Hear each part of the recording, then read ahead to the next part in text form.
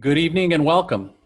My name is David Belasco, a professor at the USC Marshall School of Business. On behalf of the Lloyd Greif Center for Entrepreneurial Studies, its Athena Women's Entrepreneurship Initiative, USC Vision and Voices, and the generous students of our class who offered to open up this experience to the wider USC community, welcome to our discussion with Gloria Steinem and Whitney Wolfe Herd. To students enrolled in our class, Lauren, John, Adarsh, and I have relished this semester in what we have shared together in class and online. We are bummed we can't say goodbye in person, but at USC, it's never really goodbye with the Trojan family. We expect you to stay in touch, and you have an open invitation to sit in on class next year. It's wonderful to have all of you with us, nearly 500 of you, and climbing. This has been a challenging and disappointing time for students, so having Gloria and Whitney with us is a silver lining in a difficult semester.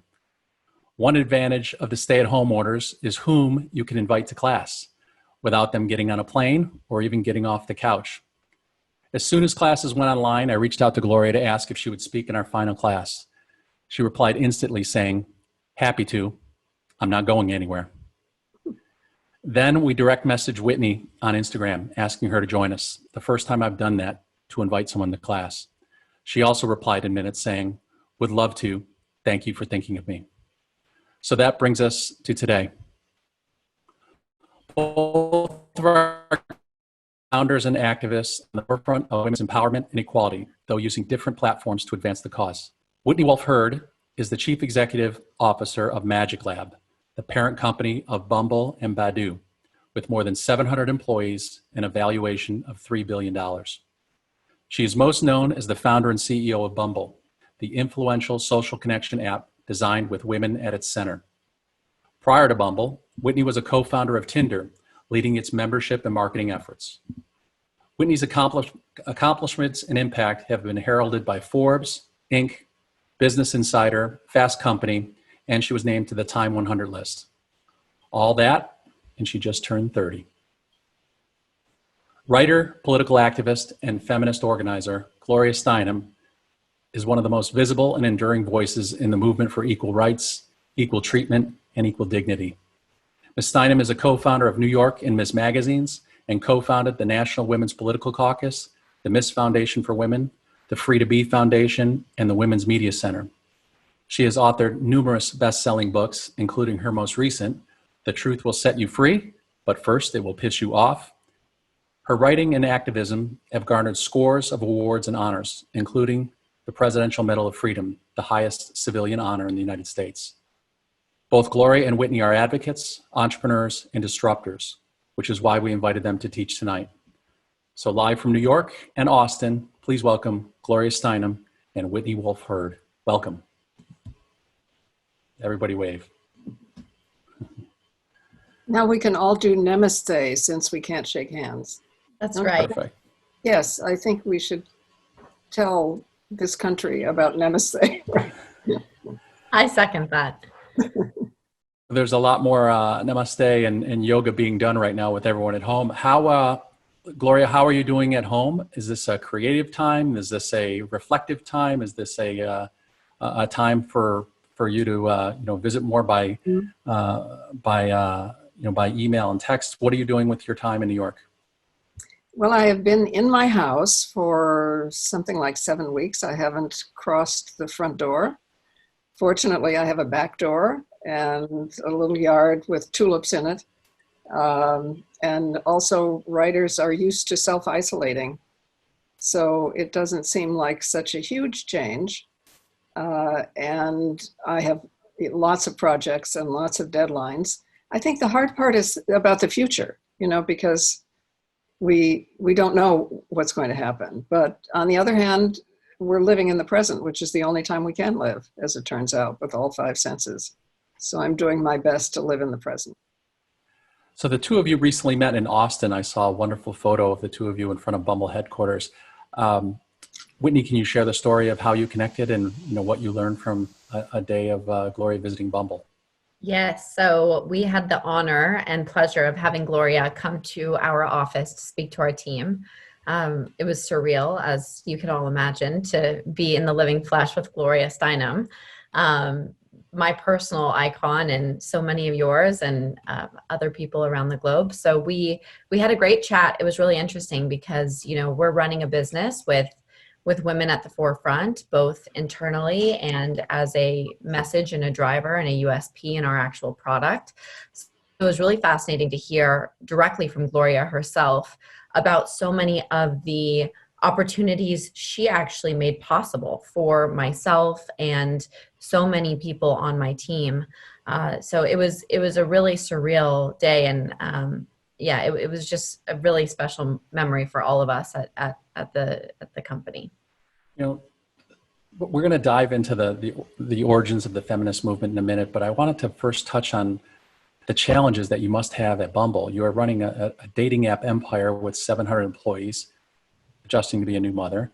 The pandemic has put traditional in-person dating on pause. How have you, your team, and Bumble members responded to this new normal of no in-person dating?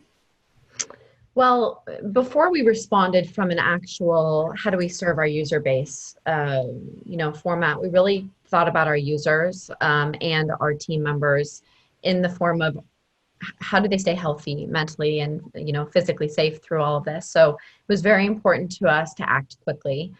We actually, we were a bit ahead of it for our territory, for Austin. And we had features already in our platform that serve a virtual connection. We're all about creating a safer ecosystem for connection. And as you can imagine, meeting someone digitally via video or via audio call is actually fundamentally safer than meeting a stranger in real life for the first time. So we leaned heavily on a lot of those features. But we also responded to the crisis, and we committed nearly $1 million in $5,000 increments to predominantly women-founded small businesses. So whatever we can do to help within the means that we have accessibility to, we're trying to do our part. But it's definitely been a challenging time for so many people. And like Gloria said, it's all we have is today. It's very uncertain. I'm glad you referenced the small business loans. I saw that Bloomberg recently wrote an article on your support of women-led businesses, stating Bumble was providing small business cash faster than the U.S. government. Approximately how much are those grants, and how do women-led companies access them? So we actually deployed the grants within 2 weeks. We had over 23,000 submissions, and we were thoughtful in our approach. We wanted to address small businesses that were able to help serve the front lines as well. So local restaurants, local businesses that were able to actually give back to their community by staying online or staying, physical, however their business operated.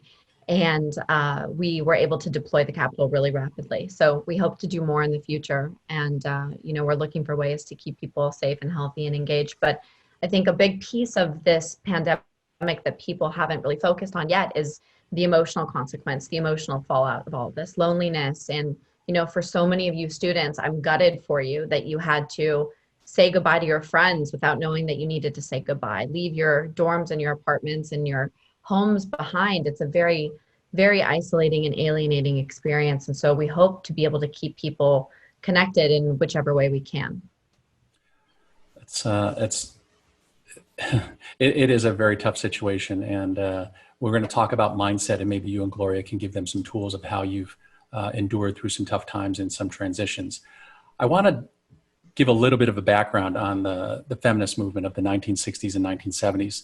And I want to begin with students, USC students only, answering a very simple yes or no poll. So in your participants bar on the side of Zoom, you've all used this in your classes. I want this to only be USC students because I'm afraid that some of the maybe older, more mature guests might skew this because they tuned in for Gloria and Whitney. But on the right side, we're going to ask you 2 questions. And I just want to see what yes and no numbers come in. Gloria and Whitney, you can watch this as well as co-hosts. So here's the first question, poll question number 1. Do you consider yourself a feminist? Yes or no? You have 10 seconds to respond. Okay. That's very easy to clock those percentages. All right. I'm going to clear all. And then now the question is, do you support equal rights and equal treatment for all? Very loaded question, don't you think? Leading question, as we would say. Well, all right, that one we don't even really have to see anymore. All right. I'm very proud to say 100% of all of you said yes to the second question, so I'm going to clear that. So the reason I asked that, and I wanted to ask Gloria, what is your definition of feminism and being a feminist? Well, I would go along with the dictionary pretty much, which says it is the belief, well, I would say the fact, that women and men are equal and to be treated equally in every way. I mean, that's just what it is. So I hope that the answers to the second and the first question were similar, were they? They were fairly similar. They weren't as skewed as I thought. So it was about 85% I answered yes on question one and 100% answered question two. And so the idea is, if you believe in equality, then why aren't you a feminist? It's probably because the word has probably been a little bit politicized and used in different ways over the years. So how and why did you get so actively involved in the feminist movement of the late 60s and 70s? What are some of the feminine myths you grew up with, and how did that motivate you to fight for change? Really, when I was growing up, there wasn't a movement, so there wasn't that choice. So I was rebelling, but hoping no one would notice. I didn't have an idea really that it could be different, right? I thought I had to live a particular way, but I was just putting it off. And then it wasn't until I was in my late 20s, I think, or even early 30s, that the feminist movement came into existence. And I realized that there was actually a name for the idea that we should all have choices and be allowed to be unique individuals. And that was a huge, huge relief. It was like a big light coming on in the room. And it really happened in part because I went to cover an abortion hearing, a very early hearing, because New York State had hearings on whether they should remove some of the restrictions on abortions. And they had invited 14 men and 1 nun to testify. So some of the women in New York, early feminists, said, wait a minute, let's hear stories from women ourselves. And it was the first time in my life that I had ever heard women standing up and telling the truth in public about something that only happened to women, that was actually illegal at the time, and just telling our own stories. And suddenly I thought, wait a minute, why, if 1 in 3 of us has needed this at some time in our lives in this country, why is it illegal? Why are we made to risk our lives and enter a criminal underground and so on? And that, was just the beginning of untangling the kind of connected injustices, connected to racism, connected to class, connected to the whole idea that there is some label on us aside from the fact that we are each unique individuals. And just to give students perspective on what opportunities were available to women back then, what were even women going to college being trained to do, and what's the feminine prison that you referred to? Well, there were lots of rebels all the time. Sylvia Plath, for instance, was on my campus. She was a couple of years ahead of me, so there were always rebels. But the basic idea was that we were, as the president of our college said, being educated so that we would raise educated children, and that we would make good partners. It was much more about that than it was about our individual talents. Also, there was not one Black student in my whole class.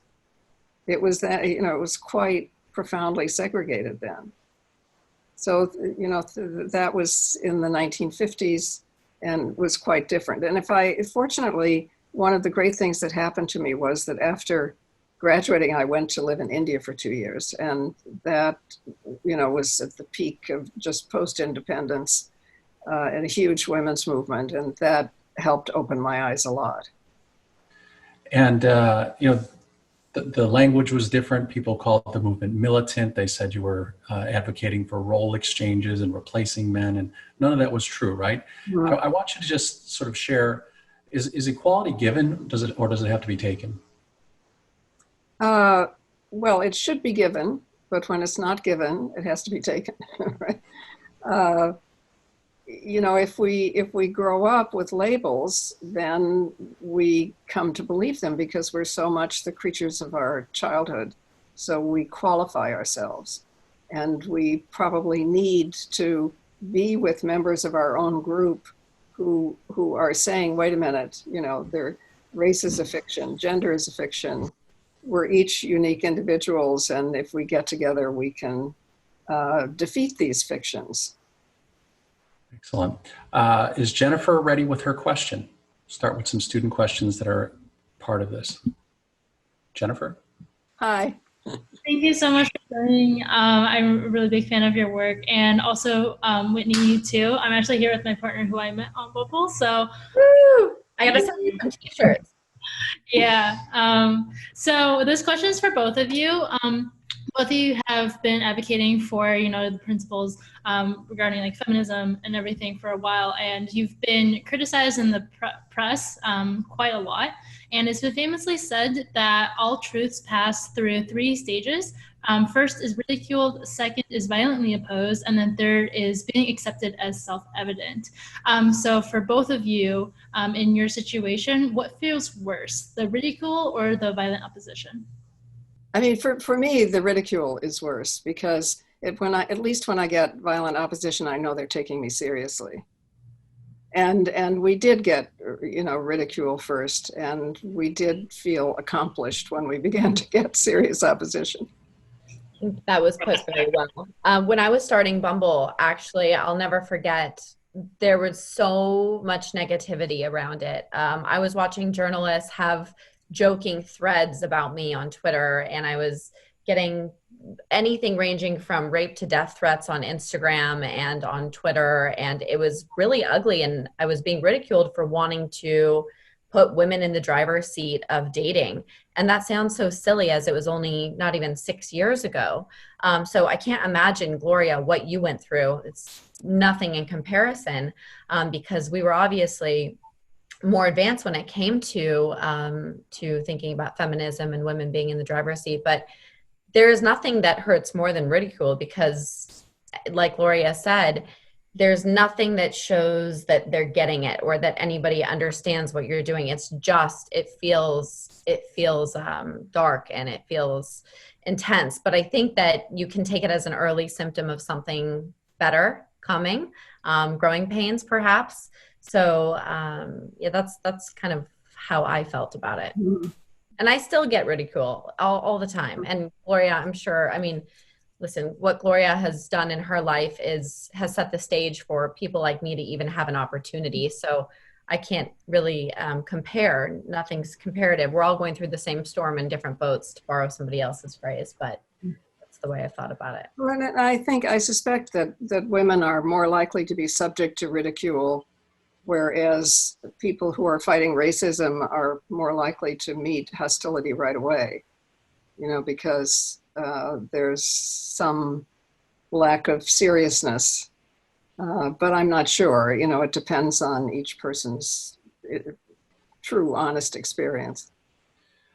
You in the documentary on HBO, Gloria, in her own words, you talked about the article in Esquire magazine as being one of the most humiliating pieces that you read. It made you upset. It was cruel. You didn't leave the house, and you decided to fight.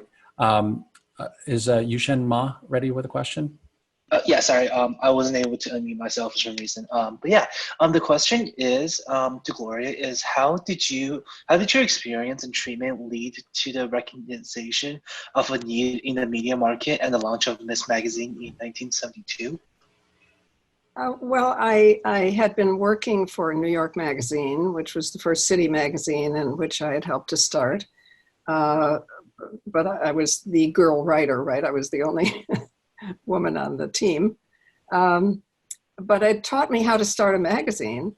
And I realized that we could start our own, you know, that there was not a way of getting into print what we wanted to say, to put it mildly. I mean, an editor would say to me, well, if I publish your article saying women are equal human beings, I'll have to publish one right next to it saying they're not equal in order to be objective, right? I'm just saying that's where we started. So a group of us writers got together and said, okay, we can start our own magazine. And New York did help enormously by launching the preview issue in the pages of New York. And Gloria, can you share why the prefix Ms., MS period, is important as it contrasts with Mr.? Mm-hmm. Well, in Mr., Miss, and Mrs. indicated marital status, and they were legal necessities.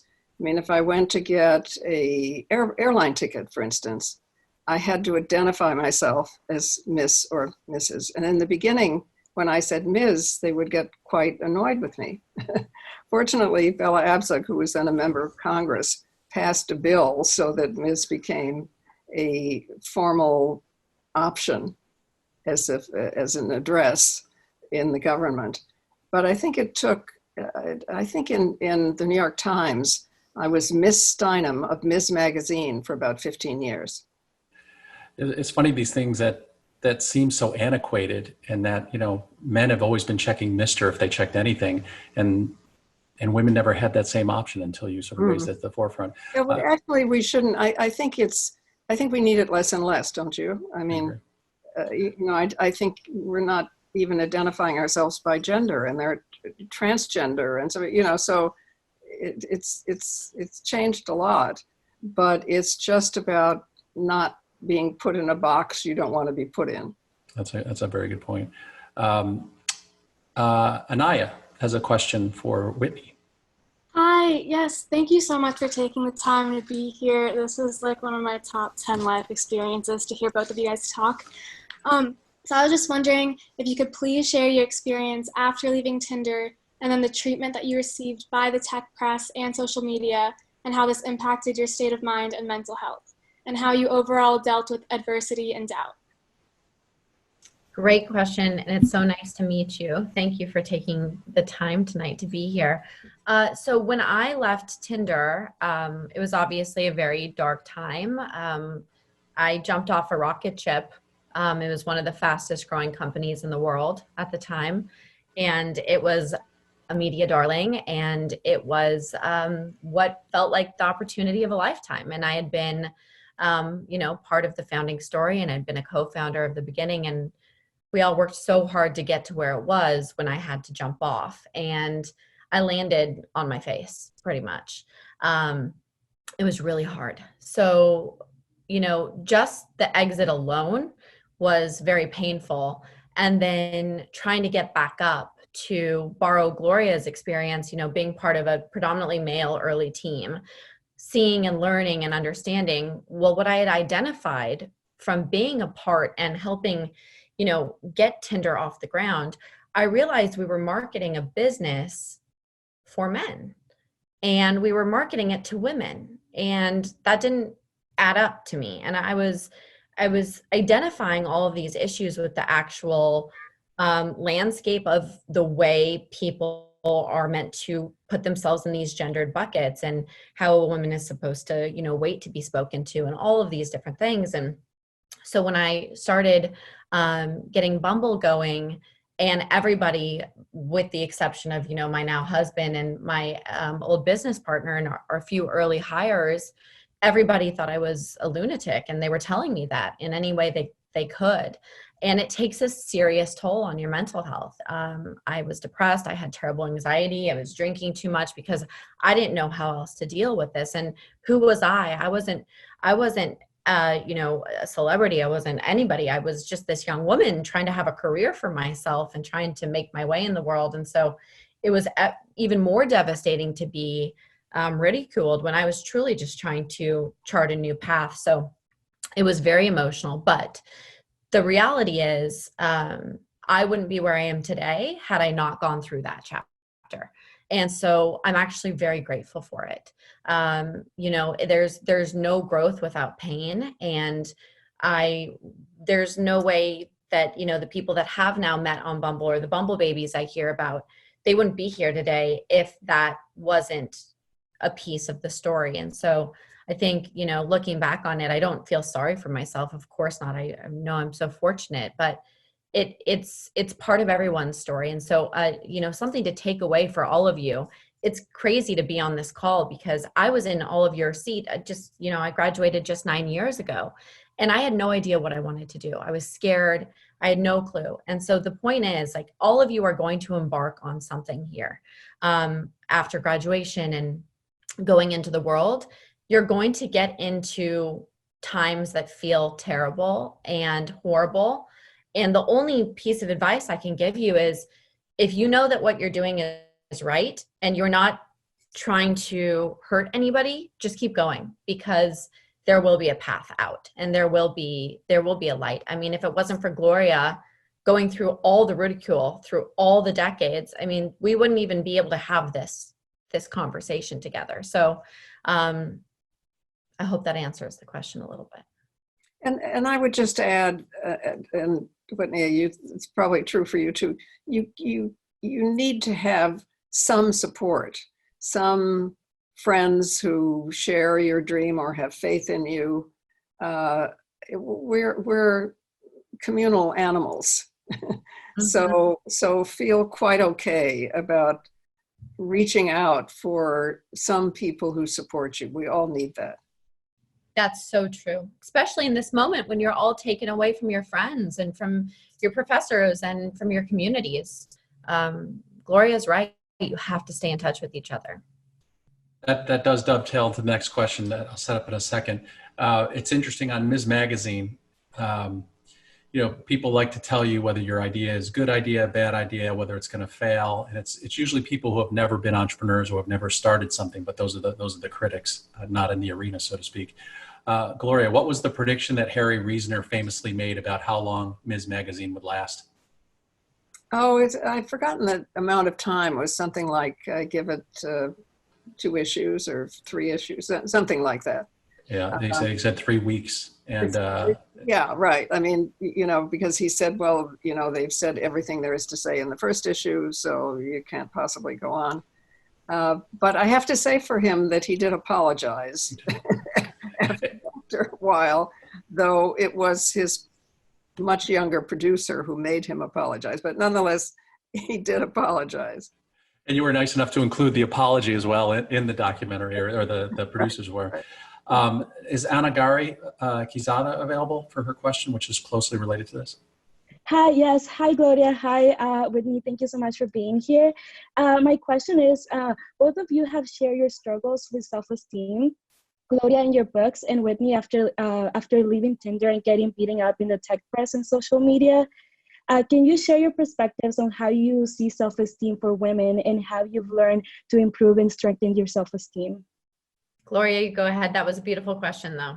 Yeah, well, I actually wrote a whole book called Revolution from Within, a book of self-esteem, because I met so many women as I traveled around the country who prefaced their sentences with, it's probably only me, but, you know, or somehow disqualified their own authority. And I realized that, of course, we are social creatures and we internalize the vision of ourselves that's out there in the world. And we need each other's support to understand. I mean, there's nothing more important than sitting in a circle, telling our stories, listening to other people's stories, finding out we're not alone. We're not the only people who feel this way. And the book was kind of a big form of doing that and explaining that the huge differential in self-esteem that comes from gender and class and race and so on is political. It is inflicted upon us so that we will behave according to an inferior role that is given to us. But if we talk to each other and realize how crazy that is, we can support each other out of it. And, you know, I was, in a sense, writing what I had needed to read, and it didn't exist. And I still, you know, that book is still out there. It's like a ship that sends me back signals from time to time. It's in all kinds of different languages. It's being released over again. So, you know, it is, you know, our self-assessment that is a reflection of how we are viewed is absolutely crucial, and we can change it by telling our stories, having people listen to us, discovering our similarities. I read somewhere that, you know, Whitney, you know, you talked about sort of being in a very sad, depressed state, and I heard Bumble sort of saved you. And I don't mean to say like that was the most important thing in your life, because I don't know you well enough. But how do you connect your identity and self-esteem? Is it grounded in who you are, like Gloria just said, and self-awareness of who you are and your intrinsic self-worth?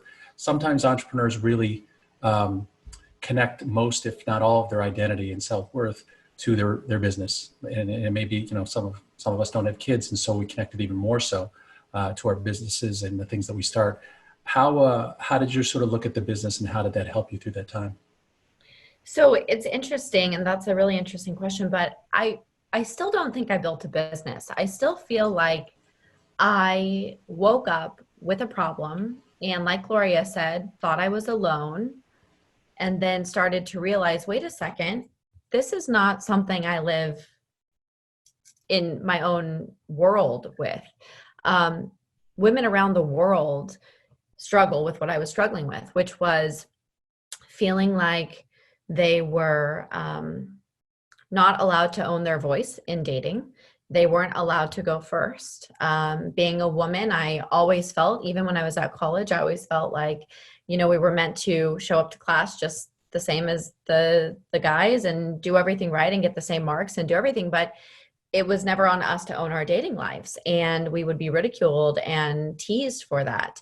And so I realized that this feeling of being controlled or being at, you know, the whim of others was something that I went through by myself. But when I realized that it was a societal issue, and this was something that was, you know, kind of translating and seeping into the digital ecosystem of abuse and treating each other terribly, I realized this lack of accountability in the digital ecosystem was one that I was not struggling by myself, that there was abuse going on all over the internet. And so when I woke up one morning and said, wait a second, there's a problem. People are being mistreated online because people are hiding behind screens, and mainly women. How can I solve this problem? How can I be a part of the solution? And so I feel like I rebuilt my own agony and my own insecurities through helping trying to problem solve. And by no means do I think I solved some world problem. It's still there. But I feel like I'm doing my small, tiny part to try to chip away at it. And so what I've done is I've tried to just stay so married to the problem for the last 6 years. And no matter what happens, no matter what happens with Bumble as a company, I'm rooted to the problem and solving that problem. And so wherever it goes is an extension of that. So people have wondered, well, why are you going and, you know, trying to pass a law here? Why are you doing this? And how are you extending? And how are you going everywhere? We're not waking up in the morning and saying, oh, we're bored. How do we take our business in a different direction? We're saying, where can we help solve this problem in other ways? And so building digital accountability and building an internet that is safe for women and for everyone because of putting out women at the forefront, that's who I've become in my day-to-day identity. And it's not attached to Bumble as a brand or a company necessarily. It's attached to the problem-solving component. Can I say something? Because at the risk of sounding overly, I don't know what, philosophical or something, I think it's helpful to understand where this comes from, okay? Okay, where this comes from is called patriarchy. What patriarchy is controlling the means of production, which happens to be us. We have the one thing guys don't have, which is wombs, okay? And deciding how many workers, how many soldiers, what race, this is very deep, this sense of patriarchy. So that means that we are not supposed to have the power to make choices. We are supposed to be possessed or taken control of and so on. And it goes very deep, but it didn't always exist. Patriarchy is relatively new in human history. So, unfortunately, we don't study much about pre-patriarchal times, but they existed in Native American times and, and Southern India and all kinds of places. And I think it helps to understand that it's political, because then we also understand why it is that abortion is such a big issue, why the evangelicals are supporting Trump only on the issue of abortion. I mean, he hardly represents the evangelical lifestyle, I don't think, but, it's because of this deep, deep sense that women should be controlled and should not have the power to make choices. Thank you for sharing that, both of you. Samuel Sorkin, you've got a question for both, or I think maybe more for Whitney. Hi, thank you so much, both Whitney and Gloria, for joining us. I'm so inspired by both your creativity and your dedication to such an important cause. My question is, what's in a name? Naming and capturing the essence of a company isn't easy, and both of you did it successfully. Gloria, I know you talked about it a little bit earlier, but I'm wondering if both of you can share the stories behind the name and the culture of Miss Magazine and Bumble. Thank you. Thank you. I love your background, by the way. Thank you so much. Gloria, do you want to go ahead?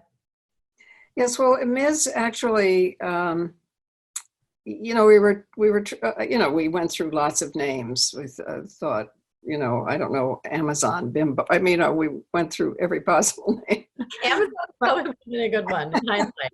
But it's good to have a short logo, because it gives you more room. And Ms. actually was an ancient or very old form of address that indicated female without marital status, because it designated little girls. I mean, little boys were master and little girls were mistress without marital status, right? So it was in the Oxford English Dictionary that way. And so we thought, well, that's interesting, because it provides a way that we can identify women without marital status of Miss or Mrs. And it's short. It's great, it leaves us more room on the cover, right? It's perfect. As far as Bumble goes, actually, I originally wanted the company to be named Moxie, because for a woman to possess Moxie and to have Moxie, she would, kind of be willing to go for it and to have the guts to own her life and be in the driver's seat of whatever she wanted. She was brave. And unfortunately, due to trademark issues, we had to iterate on that. And our early board member and legal counsel at the time, she's a wonderful woman, and she said, well, hang on, what about Bumble? I said, Bumble? What do you mean Bumble? We're not going to name a dating app Bumble. You're not going to bumble around and date. And then someone said, well, maybe, it's like the queen bee of Bumble, the woman's in the driver's seat, and it clicked. It was a brilliant branding opportunity. And so we built this entire inclusive ecosystem around your hive, and being able to, have the queen bee in this hive community. And so it's a good branding lesson to everybody on this call that when you do want to start a company, the name is more than just a name. And the name needs to be the entire ecosystem of the brand that you want to build. And I'm a firm believer that brand is a big part of success. You know, what is your moat and how do you connect with the customer and the consumer? And so if you have a brand that you can create these extensions, you can, you know, we sent jars of honey around with Bumble on it. And just these little touch points were so important and so critical in us being able to engage with the customer and sell our story and create a tone. Who do you want to be and how do you want to connect with the user and the audience? And what's been fascinating for us is we've been able to connect with people that don't even want to use our product. They want to connect with our brand, perhaps. And so I think a big piece of that is not necessarily in the name, but in the ecosystem of the name and the meaning of the name. Grace, I think that Whitney already asked your question, so why don't you come up with another question? We'll come back to you. Trenton, are you ready to go? I think. Can you hear me? Yes. Yes. Awesome. Thank you both for coming. My question is for Whitney. So what are the core values / kind of mission of Bumble, and how does Bumble's cultural mission align with purpose in your own life? Great question. So the mission of Bumble originally was to engineer accountability into the digital ecosystem and to put women in the driver's seat of their connections. So if in the real world, and I'm just speaking about women and male connections right now, obviously there's a bigger conversation around intersectional feminism and so on and so forth. But as far as it related to me at the time, as the founder of the business, I felt like in the real world, I was not allowed to contact a guy first. I wasn't supposed to text him first. I wasn't supposed to, you know, flirt with a guy. There was all these unwritten rules, but I felt like we were held to these standards. And so the whole concept was how to take what we didn't like in society and patriarchal behavior that existed in the physical and rewrite it in the digital. So the entire mission was to reverse engineer patriarchy through technology and build a brand that would put the women in the driver's seat of their own lives when it came to connections, whether that was romance or otherwise. But I'm a firm believer that the connection you have with yourself and with your loved ones shapes your entire world. And so if you're disempowered there, how can you be empowered in other facets of your life, like work or friendship? And so the original concept, and still to this day, and the mission has always been for women to make the first move. That is through and through the mission, and it's evolving. You know, intersectional feminism is evolving, and we have to be mindful of everybody. And so really we're moving from this original concept of women making the first move to really just making the first move, everyone, no matter how you identify or who you're interested in. And I would say that the values that go along with that are kindness. That's not being nice, that's being kind, and there's a difference. And accountability, empowerment, and equality being the most important. So those are the values of the business, and we try our best to engineer that into everything we do. And how I put that into my own life, you know, I try to be the same person I am at the office as I am at home, and I probably don't separate it enough in terms of just kind of be who you are wherever you are. And so I would say that that's a framework I try to follow in my personal life. And I think that's also where the modern world of business is going. You know, even 10 years ago, people put on a suit and tie. A lot of people still do, from maybe home now. But, you know, they would be one person at home and one person at work. And I haven't been able to subscribe to that necessarily. So I think you should kind of live and breathe your values in and outside of the office. Excellent. Daria, Mohazab. Hi, thank you guys both for being here. I really appreciate it. So I have a question that applies to both of you, but we can start off with Gloria. In your most recent book, The Truth Will Set You Free, but first it will piss you off. At this moment in time, what pisses you off? Donald Trump. I mean, you know, that we have never had a less qualified, a more negative, dangerous person in the White House. Now, the good news is he lost the popular vote by 6 million.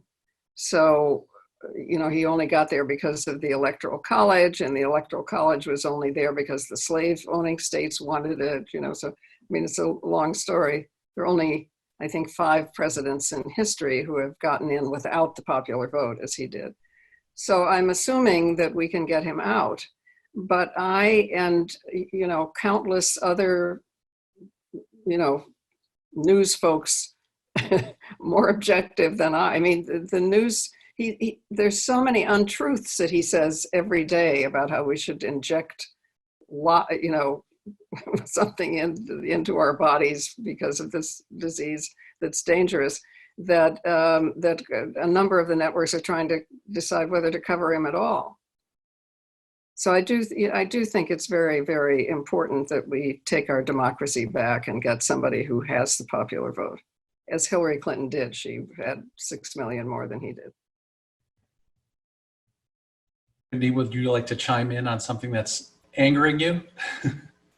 Well, I think a lot of us share Gloria's frustrations with the current state of affairs in the world. And I think what frustrates me so much is that I'll make it more just like personal experience with what I'm seeing in business, is that we still in 2020 are dealing with extreme misogyny to the point where, we get threats still today as a business that we should, cease business and we shouldn't be allowed to operate because we're giving women the ability to make the first move. And why would we mess with tradition, or why would we mess with nature? And it infuriates me that that's a real reality still today.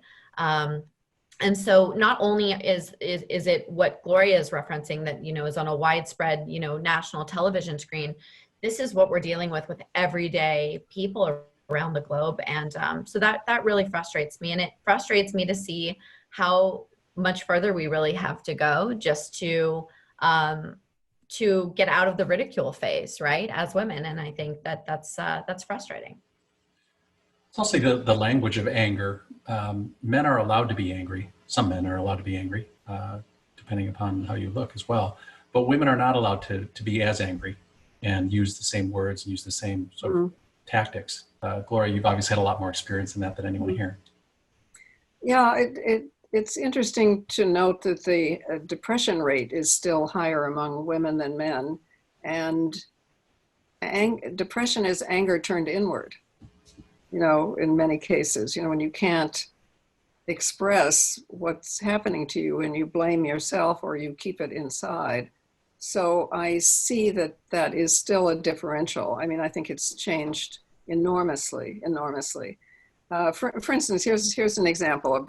I met a woman executive who said to me that she cried when she got angry. I think that's not uncommon, right, for women and maybe some men too. When we get really angry, we cry. But women especially, they are then penalized for crying, that we're ridiculed and so on. And she was a very high-level executive. So she said she got angry, she cried, and she just kept talking. She said to the men she was working with, "You may think I am sad. No, I am not sad. I am angry. This is the way I get angry." So I think we just, have to be able to be honest about how we are feeling and practice a kind of everyday democracy, which to me means we get to talk as much as we listen, and we have to listen as much as we talk. I mean, just that as a going in form of democracy changes our relationships and really helps a lot.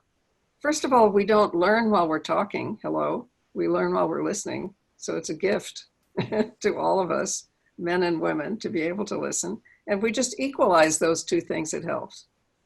Excellent. Jerry, Lee, do you have a question?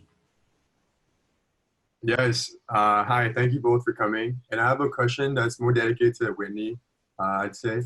So I found that you've been trying to change the law that makes it a crime to send unsolicited sexual photos online through an app and whatnot.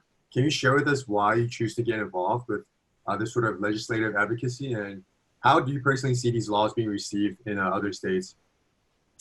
Well, first of all, I want to be on that beach behind you in the near future. It's a good background. Great question. So ultimately, we just, as I said earlier, problem solution. How can we help solve these problems? And we saw that, you know, this bad behavior of predominantly, in most cases, according to the data, men were sending unsolicited lewd photos to women.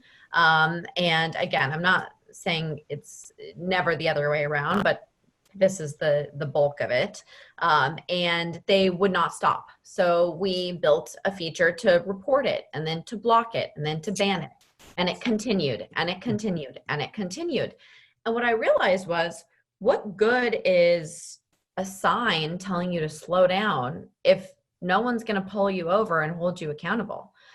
You're going to keep speeding because that's the way humans are. If there's no accountability engineered into a community, the community is unruly. Just look back over history and see how communities behave.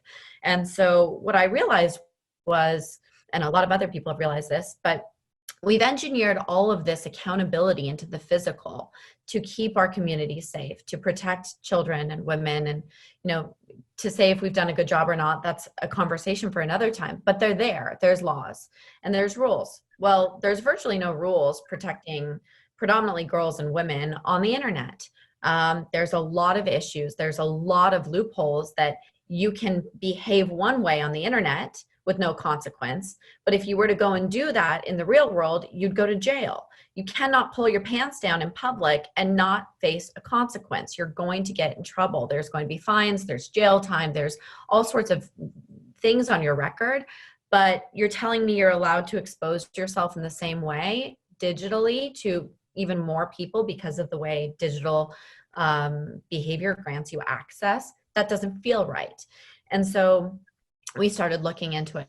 We started educating ourselves. Are there rules and laws that people are just breaking, or is there nothing? And so it was really fascinating. As I started on my my path on this with our team at Bumble and our team of legislators that we were working with, the people I was speaking to generally were very supportive. And I spoke to people on both sides of the fence. It was definitely not a partisan situation. This is a human issue. And it was so interesting to hear so many senators and lawmakers say, well, why? I can't believe we don't have this already. And so I think it's just this big void that needs to be filled. And so we're going to make this a big priority of ours to keep chasing down these issues, and starting at the state level where we are based, which is in Texas, and then going hopefully to the federal. And I think that it's going to be state by state. Lawmaking is not my primary focus at the moment, but it's very complicated, as we all probably understand. But this is just a focus point of ours, and we want to do our part beyond just ourselves, and we want to protect women on the internet everywhere, not just on Bumble. It's not just about us; it's about actually making a dent in society for the better.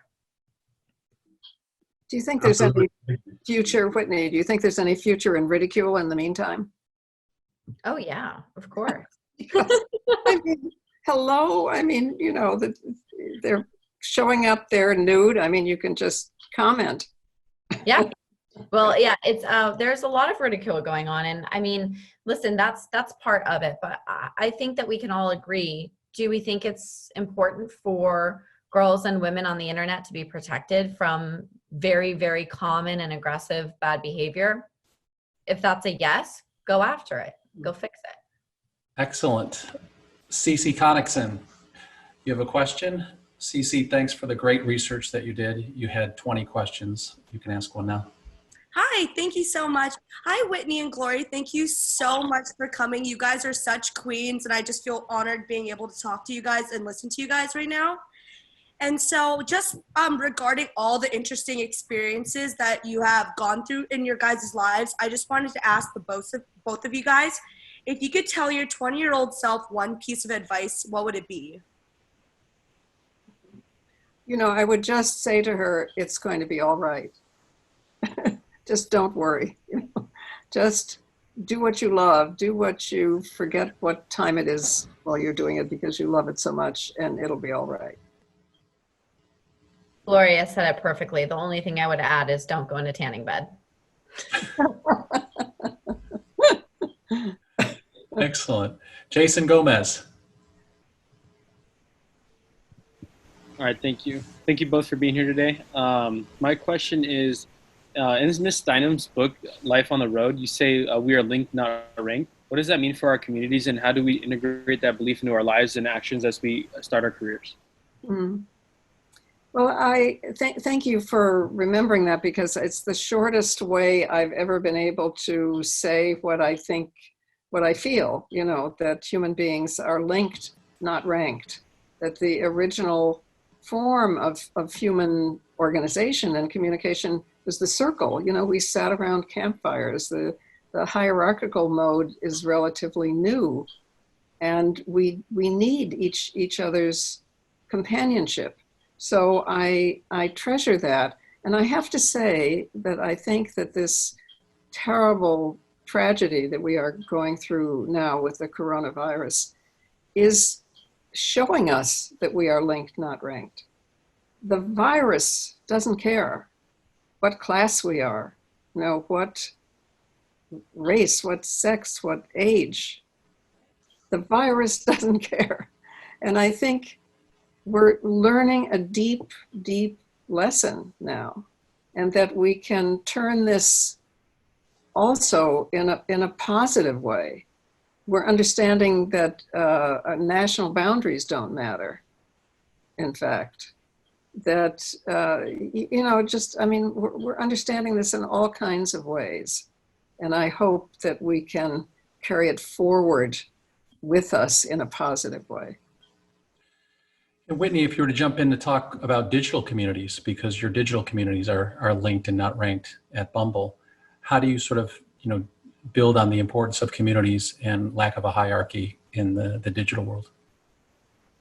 So it's a great question. And I think I would start by just echoing what Gloria said, that this is such a level set for so many of us. And I think it's important to recognize that, you know, just a few months ago, we were all, you know, waiting for the magazine to come in the mail with whichever celebrity or whichever supermodel. And now the heroes and celebrities are people that are serving our grocery stores and keeping the food chains going, and the frontline workers and the nurses and the doctors and the people cleaning the hospitals and the scientists. And I just think this has been such an interesting, eye-opening moment for all of us. And it's absolutely eye-opening for us as a business too, as running a digital community, how to think through that differently, how to level set, you know, traditional ways of connecting. And I believe that, you know, this accessibility to each other. I mean, look what we're doing right now, right? We would have been sitting in an auditorium or a classroom, and it would have, of course, been the effect of human connection, but I feel close to everybody right now. I mean, I can see you all. I'm literally, when am I ever going to be 4 inches from Gloria Steinem in my life, right? Like, this is amazing. Anytime. Okay, good, great. But, you know, we're thinking about this, and how can we go through the barriers that digital communities take upon themselves? So, for example, if you look at Gen Z users on Bumble right now, they like to stay within their own ecosystem. They don't like to speak to people outside of their age group. So I think it's interesting to think about who we can connect to each other that historically wouldn't have been connected, right? Assuming that community isn't interested in connecting with another one. What about finding, you know, women and men in their later years of life that can't go out and get groceries? How can we connect our community to them to help enable safe grocery delivery? I mean, there's so many different things to think through, and this is where we've been going as a business. Claire Crawford, you're up. Oh, hi, can you hear me? Mm-hmm. Yes. Okay. Thank you both so much for being here with us tonight. Gloria, I'm so inspired by your work as a feminist, and I've looked up to you since I was 12 years old. Although we're in this new wave of feminism with the Me Too movement and the women's marches, my question is, how do we grapple with the misogyny that's in the White House and the Supreme Court, and the efforts among certain lawmakers to try and roll back rights for abortion and women's health care? Sometimes it almost feels like we're moving backwards, and I'm curious how you think we can combat this and get through this. Well, first and foremost, we can diselect them. I mean, I do think that we are at a particular point because now the parts of the country that agree in a general way with all the social justice movements are the majority. And so there's about a third of the country that still believes in the old hierarchy, that feels robbed of the place they were born into by class or race or, whatever it is, and is in backlash. So it is, we are at a time of danger because in a way, the time right after a victory is the time of maximum danger. We tend to think we can relax then, but actually that's the time when the backlash comes. And we do see that there is about a third of the country that is very, very angry, but it is only a third of the country, and we aren't taking away from them the way they want to choose to live. That's fine. But we do have to get out there and vote and organize and make clear that this is a democracy.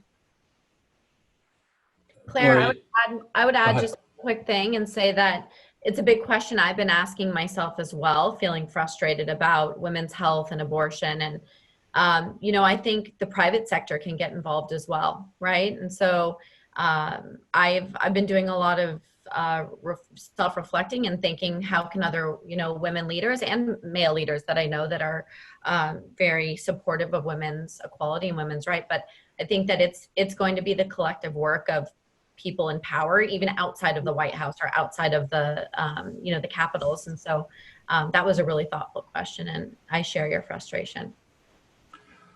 Gloria, in your latest book with all these great quotes, where does change start? It starts wherever we are.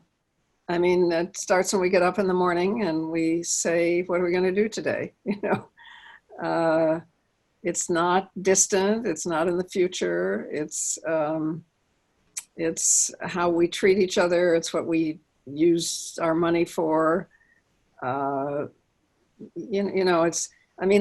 think a lot of us have a case of the shoulds. What should we do? As opposed to just saying, okay, I'm going to do everything I can.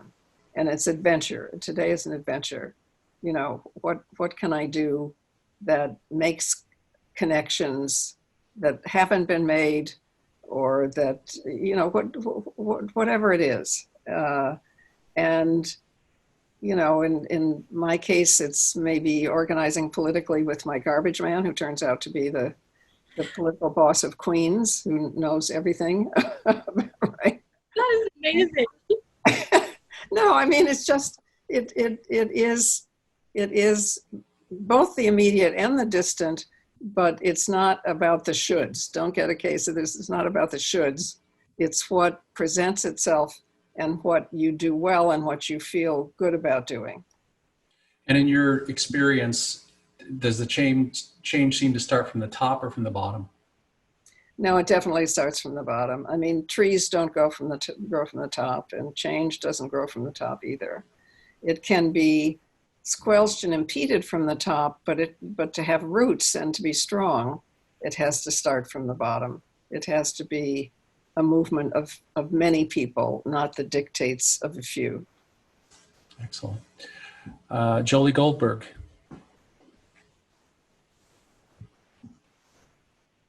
Hi. And family. Is your family there? Yes. Yes, I love when families tune in. Hi, Whitney and Gloria. Again, thank you so much. I think I can speak for everyone on this call that it's really just such a treat to hear from you guys in our class. So the question I want to ask to the both of you was, these are very challenging and divisive times, socially, politically, economically.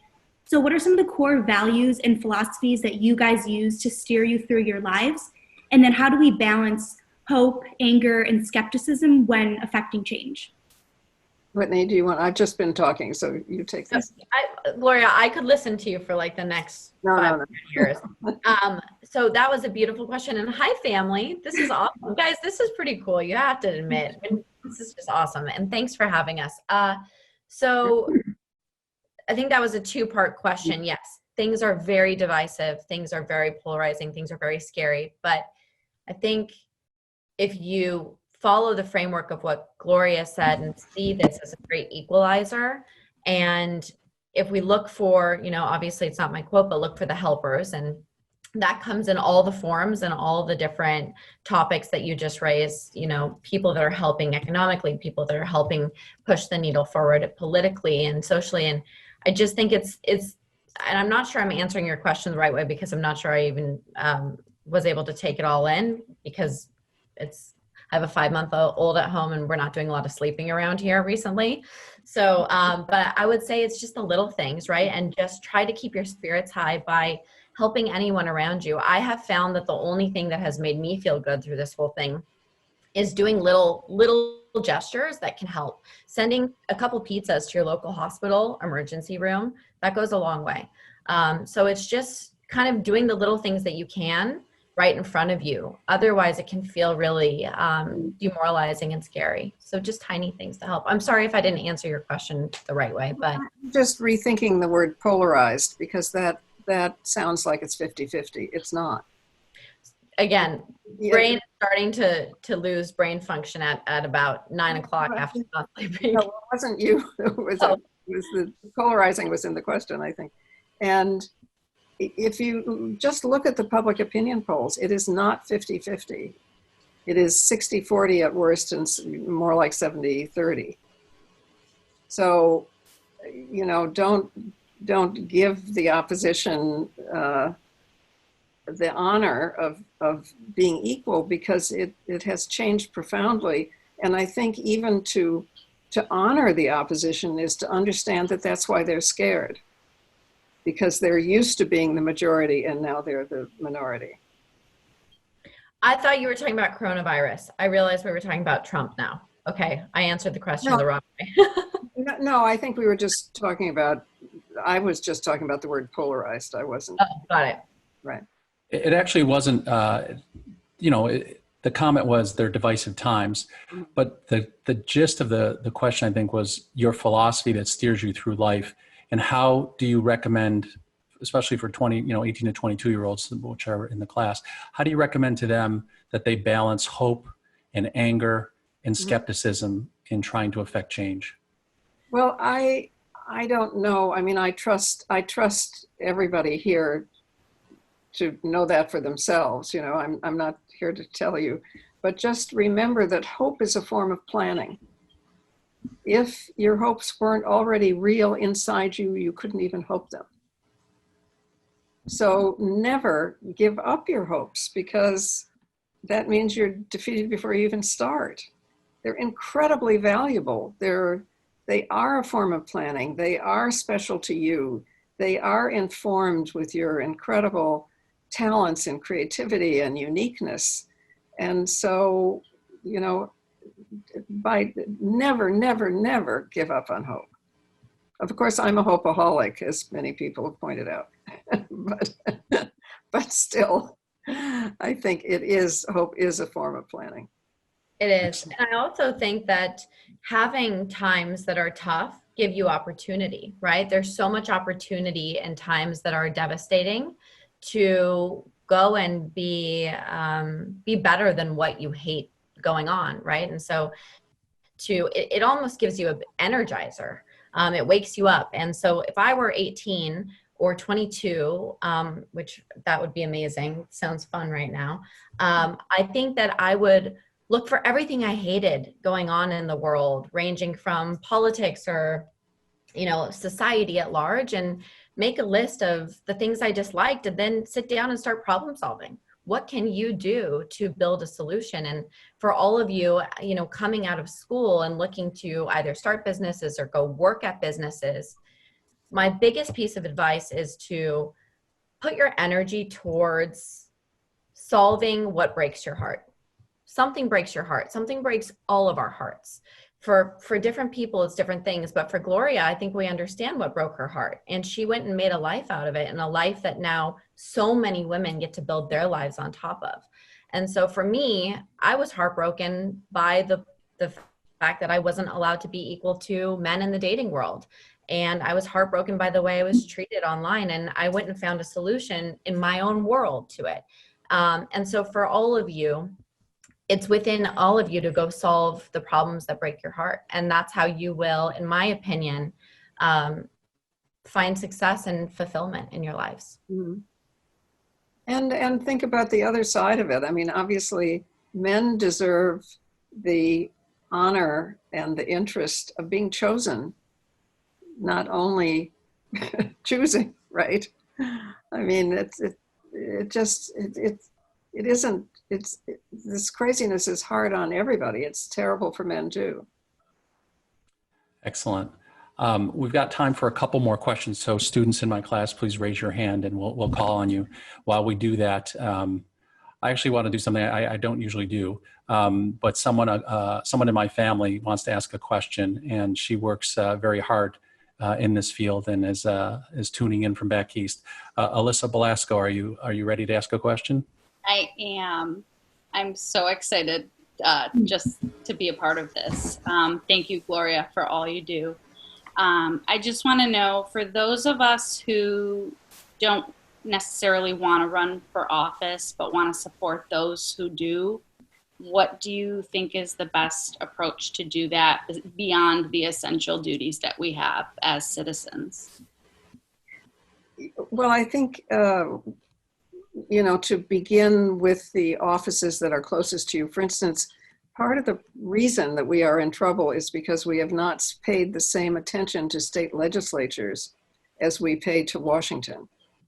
So know who your state legislators are and, organize to tell them what you need or to replace them or become them or your city council or whatever it is. Because I do think, especially because the media focuses on Washington way more, that we neglect the state legislatures especially, and that is why they are so controlled, say, by particular industries, say the insurance industry, especially because it's not federally regulated, it's state regulated.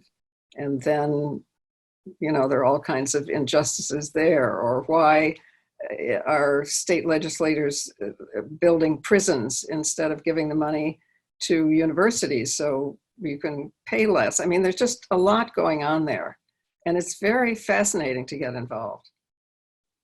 Thank you. Daria, you're up. Yes. Hi, thank you. Hi, Gloria. Hi, Whitney. Thank you so much for joining our class. It's an honor to be here and listening to you both. So this question is for Whitney. So, in the past, because I'm very tempted to use Bumble, but in the past I've heard random stories in regards to Tinder, not Bumble, that how especially a lot of guys use fake accounts and they impersonate as ladies and they scam people. So my question is, and that has caused me a fear to open an account in Bumble. So my question is, what are the measures that Bumble has taken to fight these fake accounts or scams? Hi, Daria. Great question. And it is a real problem. It's called catfishing, believe it or not. The modern world of dating has presented itself to be stranger than fiction. So what we've done is we built product solutions. We actually have a feature. We were the first ever in the industry to do this, where you verify yourself. So it's pretty sophisticated technology. Historically, was only available to credit card companies and financial companies to essentially verify that, yes, you're making that transaction, or yes, that's your credit card. It's funny how we'll protect our finances, but we won't protect ourselves at times. It's a strange issue in the tech world. And so what you do is you take a photo of yourself when you sign up for Bumble or Badoo and both of the products in our group. And within 30 seconds, you'll take a selfie and put your profile picture up. And within 30 seconds, a moderator will look at your selfie that you took, which was taken in real time, and match it to your profile photo. And if you cannot prove that, it's really Gloria Steinem's profile to her selfie, then you don't get through. You can't. So it's essentially a verification tool to hold you accountable to make sure that you're not hurting the ecosystem or anybody else. And so, yes, we're definitely building product solutions to this. I appreciate it for the answer. Thank you very much. Thank you to both. Thank you. Excellent. Do we have another hand raised? Grace, we skipped you before. Do you want to come back with a question? I don't want to sort of, that was the one person I skipped. If you raise your hand, let us know. There you go. Boom. Way to jump on it. Where is she? How do we unmute her? Hello. So, hi, I'm Grace. And I just have a quick question. So I saw your interview with CNN about your operation in India, and I would like to learn more about how do you encounter a bit obstacles in terms of different culture and such. How do I'm sorry. Is that may be for both of you, because both of you have experience in India. Were you addressing that to Whitney's efforts for Bumble in India or for Gloria's work in India? I mean, you may be talking about Bumble. Yeah, sorry. Ruchira Gupta. I mean, there's there are different organizations in India. I mean, it was directed more towards Whitney and your efforts. It's interesting that you, Bumble, decided to expand into India for cultural reasons. Can you talk about that? India is something we've been very passionate about. And we've basically, as I've been talking about this whole time, is where's the problem and how can we present a solution? And I met Priyanka Chopra at a dinner. She was actually hosting a dinner for us in New York City. And we got to speaking about Bumble and what we were trying to do and what the passion and the mission and the whole, kind of beginning origin story was. And she grabbed my hand and was like, Whitney, we need to take Bumble to India.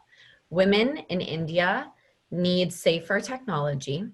They need to be empowered. They need to have the support and the encouragement from a product and a brand and a team like, she and I, meaning Priyanka and myself, to tell them it's okay. Go own the voice that you have and be confident and go after what you want. And when you think about just how, call it radical if you want to in today's world, that might be in a nation that is, predominantly ruled by arranged marriages. But the reality is women around the globe have voices that we want to own. And it doesn't matter if they're 6 years old or 66 years old. It's in all of us to want to be whoever we want to be and go after what we want. It's society that holds us back. It's society that tells us no and writes these rules. And so we saw India as this massive opportunity to take something that was already there, which was a very empowered, group of women that want to be empowered, but have been told not to be by their families or by culture.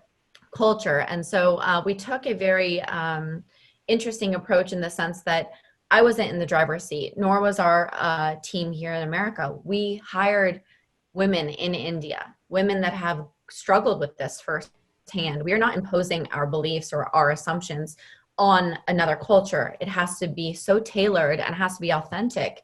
And we want to solve real problems for real people. We don't want to solve the problem that I think it is or that my team thinks it is. And so it was a big step, but we did it in a way that was really with a group of women in India, solving for women in India. So that was the way we approached it.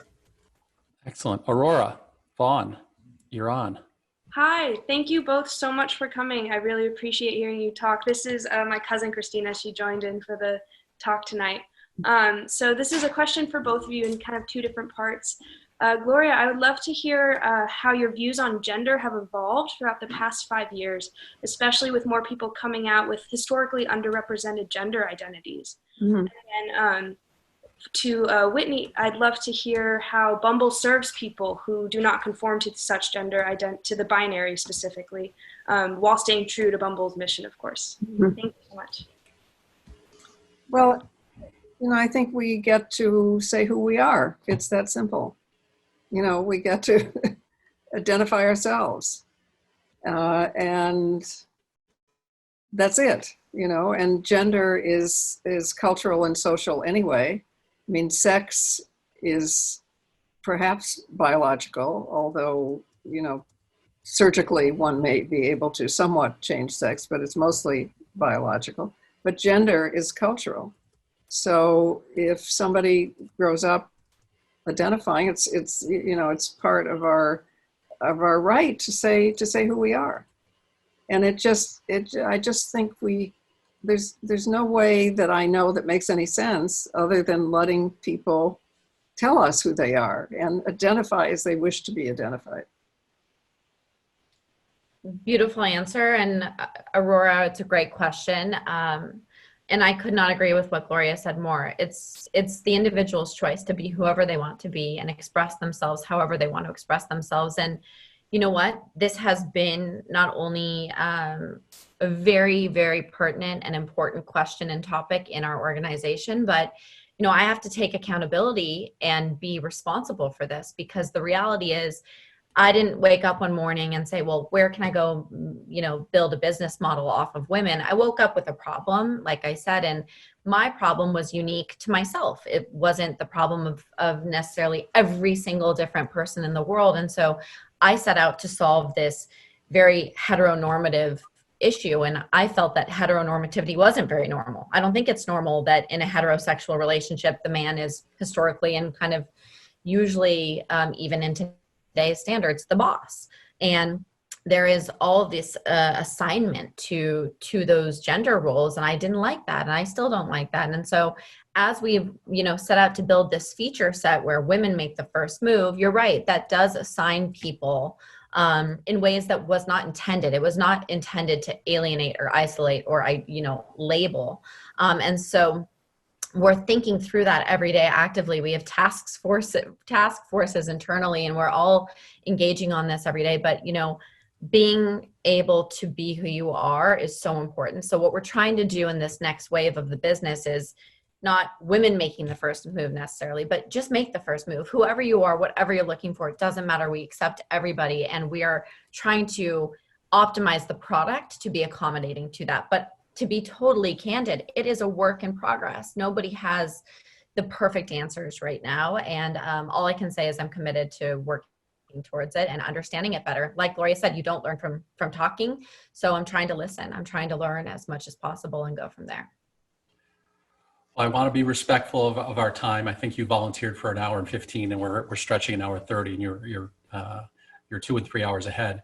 We obviously have enough material and content to not just go for an entire class, but certainly in Gloria's case, an entire semester. I think there are courses that are just on Gloria Steinem and the women's movement. So we would love to have you back, Gloria, when planes are operating and you're getting to LA. And Whitney, this is our first time talking, but we have to show you the in-person experience, because there's nothing like being in front of 300 in our class. But generally when Gloria comes, it's 1,200. We open it to the whole campus, and for you, we would roll out the cardinal carpet at USC. What I'd ask you to do is, as we sort of finish, is to put on your gallery view so you can see some of the students. But Gloria, I want to ask you this. I'm from Rochester, New York. My niece and my family are from Rochester listening in. And one of our more famous people from Rochester is Susan B. Anthony. And I just wanted to finish with a quote from what did Susan B. Anthony famously say was our job? You're asking me for the quote? Yeah. Wait, okay, no, you know the you want quote. me to give it? So in your documentary, it said that our job is to, and you can explain it, our job is not to make them grateful. It's to make them ungrateful. Yes. No, I think that's especially relevant because sometimes, thus we who are older are supposed to expect gratitude. And she, I think, was experiencing that, Susan B. Anthony. And so her point was she wanted the revolution to continue. So she wanted people, women especially, not to be grateful, but to be ungrateful and to continue to move forward. And I would only say that when people ask me what as if I were telling young people what to do, no, I am saying, what do you want to do? I'll help. Because only you know what you want to do. And looking at all of you, I just have to say I had to wait for some of my friends to be born. And I'm so glad you're here. Well, to Whitney, thank you for creating a new pathway for us to connect in a safer, kinder way with women making the first move. On behalf of men who really appreciate that, thank you.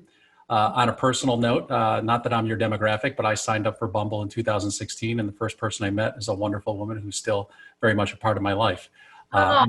Incredible. Hey, I'm not your testimonial, but I'm giving you props. And more importantly, thank you for setting an example for young people and young women to follow and aspire towards. To Gloria, thank you for living and sharing an original life of adventure and meaning and creativity, for not taking no for an answer, and for teaching the next generation of what equality means and why it's worth fighting for. As we finish, students and everyone, as you sign off, let's thank and wave goodbye to Whitney Wolfe Herd and Gloria Steinem. Please say goodbye and thank you. And you can unmute and say hello. David, thank you, everybody. Thank you, Gloria. I'm thanking you. Thank you. Talk to you soon. Bye. Thank you for everything. Thank you. Thank you so much for having us. It's our pleasure. Take care. Thank you, guys. Everybody, everyone stay safe and healthy. Bye. Be well. Thank you.